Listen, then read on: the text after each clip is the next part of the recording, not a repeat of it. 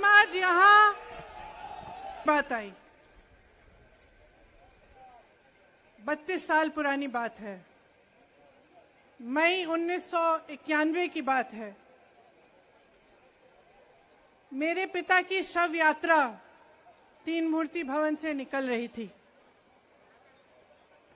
अपनी मां के साथ और अपने भाई के साथ हम एक गाड़ी में बैठे थे। सामने भारतीय सेना की एक ट्रक थी, फूलों से लदी हुई थी। उसके ऊपर मेरे पिताजी का शव था। थोड़ी देर काफिला चला, 5-10 मिनट चला, फिर राहुल कहने लगे मैं उतरना चाहता हूं। तो मां ने मना किया। उस समय सुरक्षा का भी बहुत वो था, तो मां ने कहा नहीं, तुम उतर नहीं सकते। राहुल ने जिद की, नहीं मैं उतरूंगा। मैंने मां से कहा मां उतरने दो। राहुल गाड़ी से उतरा, उस सेना की ट्रक के पीछे खड़ा होके चलने लगा और तीन मूर्ति से लेके कड़ी धूप में अपने पिता के जनाजे के पीछे पीछे पैदल चलते चलते चलते चलते यहां पहुंचा।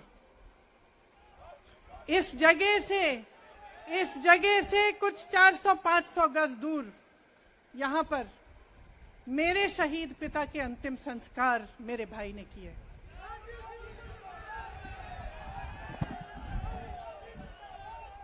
सुनिए, वो चित्र मेरे दिमाग में अभी भी है, मेरे मन में है। मेरे पिता का शव इस तिरंगे झंडे में लपेटा गया था। इस तिरंगे के नीचे मेरे पिता का शव था और उसके पीछे चलते चलते मेरा भाई यहां आया। उस शहीद पिता का अपमान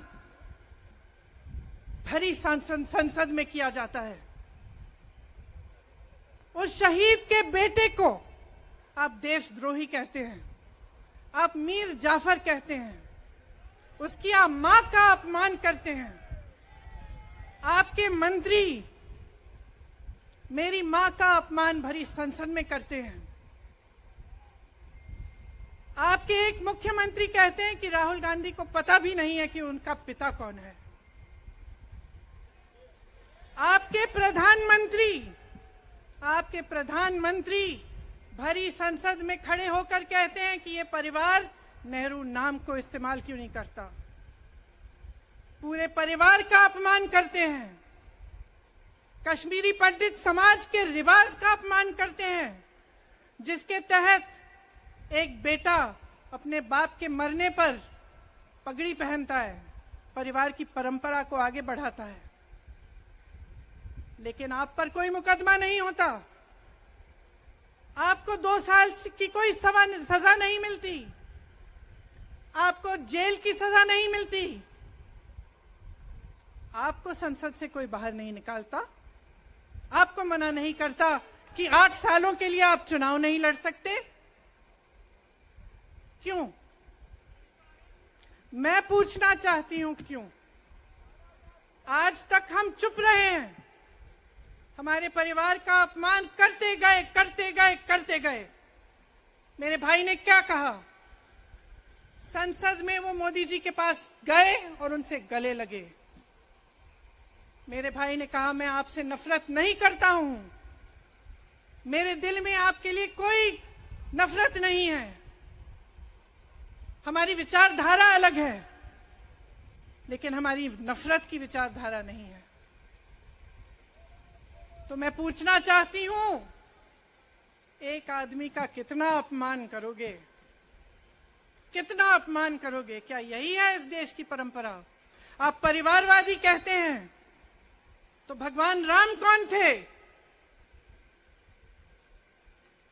भगवान राम को वनवास में भेजा गया, उन्होंने अपने परिवार, अपनी धरती के प्रति अपना धर्म निभाया।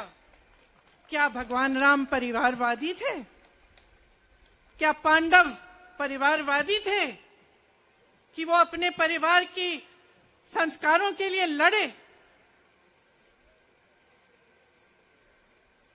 और हमें क्या शर्म आनी चाहिए कि हमारे परिवार के सदस्य शहीद हुए इस देश के लिए, कि इस झंडे में उनका खून है, इस धरती में उनका खून है, इस देश के लोकतंत्र को मेरे परिवार के खून ने सींचा है।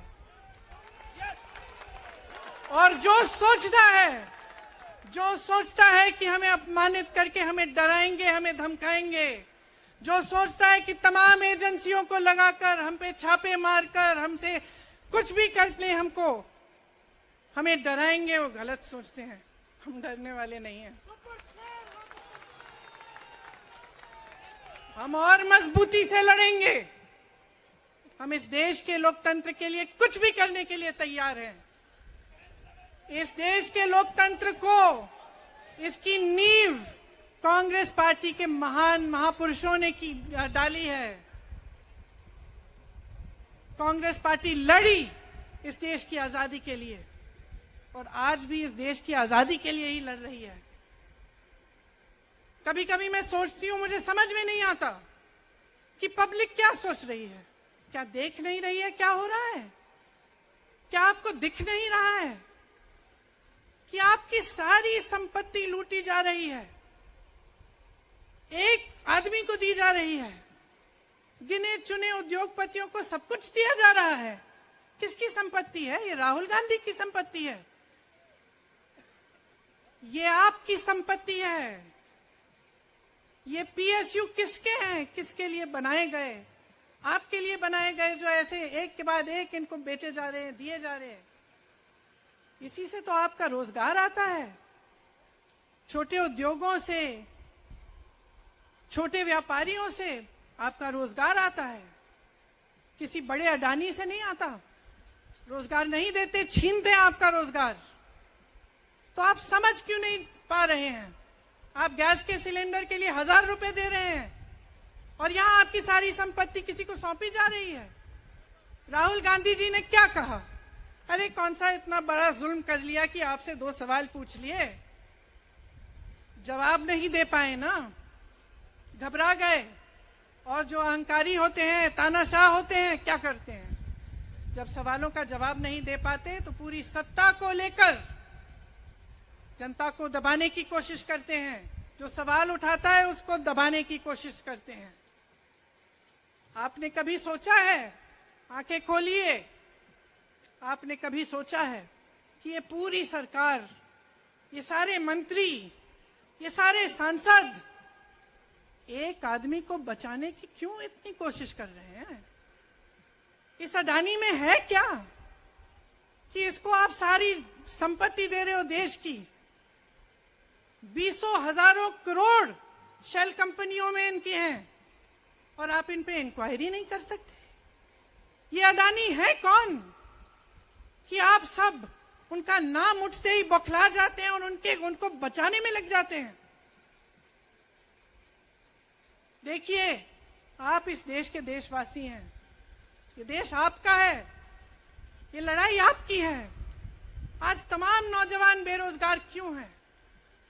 हम इश्तेहार तो देख रहे हैं, होर्डिंग देख रहे हैं, मदर ऑफ डेमोक्रेसी लिखा है, कहते हैं कि हमारी अर्थव्यवस्था बहुत तेजी से आगे बढ़ रही है, तो इतने नौजवान बेरोजगार क्यों हैं? तो जहां जहां हम जाते हैं बेरोजगार नौजवान क्यों दिखते हैं? इतनी महंगाई क्यों है? इतनी महंगाई क्यों है? क्या आप इतने बड़े काम कर सकते हो लेकिन एक गैस सिलेंडर का दाम कम नहीं कर सकते? आप छोटे व्यापारियों की मदद नहीं कर सकते? आप रोजगार नहीं बनवा सकते? तो फिर आपकी सरकार किस काम की है? लोगों को दबाने के लिए है या अडानी जी को आगे बढ़ाने के लिए है? तो आज ये समय आ गया है कि हमें गंभीरता से सोचना पड़ेगा। ये सरकार पूरी कोशिश करती है कि आपका ध्यान भटकाया जाए। अब आप सोचिए, कन्याकुमारी से कश्मीर तक एक आदमी चला, उसके साथ लाखों लोग चले। क्या पैगाम लेके चला? किस लिए चला? उसके दिल में क्या भावना थी कि लाखों लोग देश भर से उससे जुड़ के चले? समता एकता की भावना थी। आज आपके सारी मीडिया, आपके सारे मंत्री, आपके सारे सांसद, आपके सारे कार्यकर्ता कह रहे हैं कि राहुल जी ने विदेश जाकर देश का अपमान किया, राहुल जी ने एक वर्ग का अपमान किया। क्या एक आदमी जो कन्याकुमारी से लेकर 5000 किलोमीटर कश्मीर तक चल के ये रोज रोज कहता है कि इस देश को एक होना चाहिए, सबको समान दृष्टि से देखना चाहिए, क्या ये आदमी देश का अपमान कर सकता है? क्या ये आदमी एक वर्ग का अपमान कर सकता है? तो ये आदमी क्या कर रहा है? ये आपकी आवाज उठा रहा है। ये क्या कह रहा है? कह रहा है कि गरीबों को अपना हक दो, नौजवानों को अपना हक दो, महिलाओं को अपना हक दो। यही तो कह रहा है। और हक क्या है? हक ये है कि जो आपका है वो आपके हाथों में जाना चाहिए, किसी बड़े उद्योगपति के हाथ में नहीं जो प्रधानमंत्री जी के मित्र हैं। ये है आपका हक। उसी हक की लड़ाई लड़ रहा है। तो आप समझिए, ये एक इंसान की बात नहीं है, ये एक राहुल गांधी की बात नहीं है, ये पूरे देश की बात है। जब हम कहते हैं लोकतंत्र को बचाना है, तो हम किस बात की को बचाने की कह रहे हैं? क्या कह रहे हैं हम? लोकतंत्र क्या होता है? खुल के जवाब मांगो, सवाल उठाओ।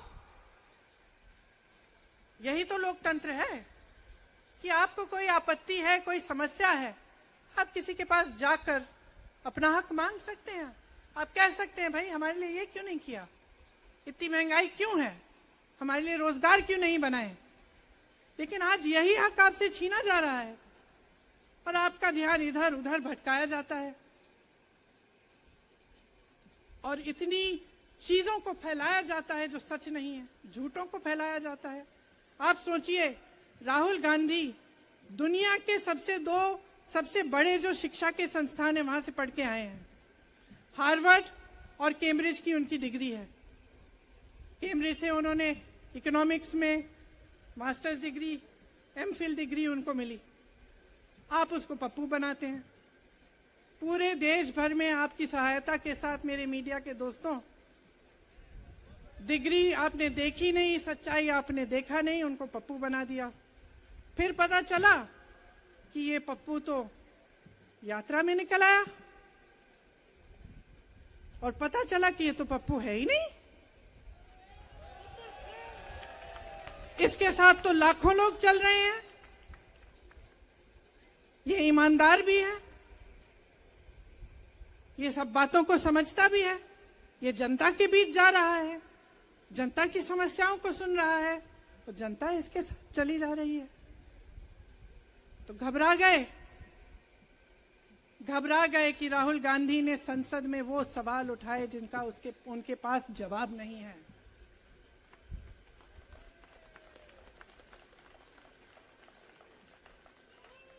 क्या किया सुन लीजिए।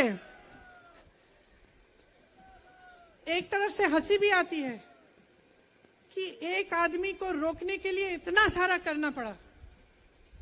जिस आदमी ने राहुल जी के खिलाफ सूरत में कंप्लेंट लगाई, आपको मालूम है कि पिछले साल उसने खुद कचहरी में जाके बोला इस पे आप स्टे लगा दीजिए। 1 साल के लिए अपने ही केस पे स्टे लगवाया। फिर वापस कब गए केस खुलवाने के लिए? राहुल गांधी के संसद में अडानी के भाषण देने के 1 हफ्ते बाद। 1 हफ्ते बाद वो आदमी वापस जाता है, कहता है केस खोल दी, सुन लीजिए, अब हम तैयार हैं। 1 महीने के अंदर अंदर जज कह देते हैं कि राहुल गांधी को 2 साल की सजा मिलेगी।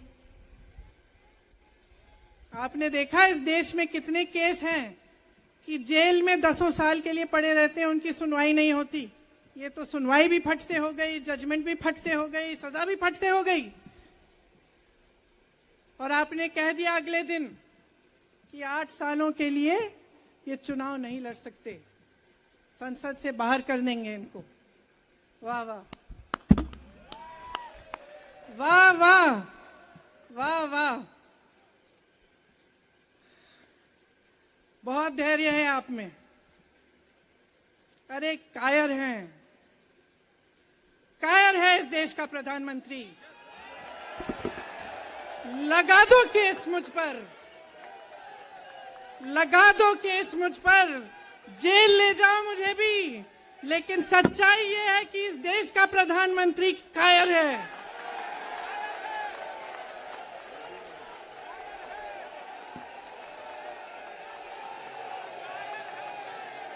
अपनी सत्ता के पीछे छुपा हुआ है, अहंकारी है, और इस देश की बहुत पुरानी परंपरा है, इस देश की बहुत पुरानी परंपरा है, हिंदू धर्म की पुरानी परंपरा है कि अहंकारी राजा को जनता जवाब देती है। और इस देश की बहुत पुरानी परंपरा है कि अहंकारी राजा को ये देश पहचानता है। मेरे परिवार ने मुझे एक चीज सिखाई है कि ये देश दिल से बोलता है और दिल से सुनता है। ये देश सच्चाई को पहचानता है, और मैं जानती हूं कि आज वो दिन है जब से सारा कुछ बदलने लगेगा।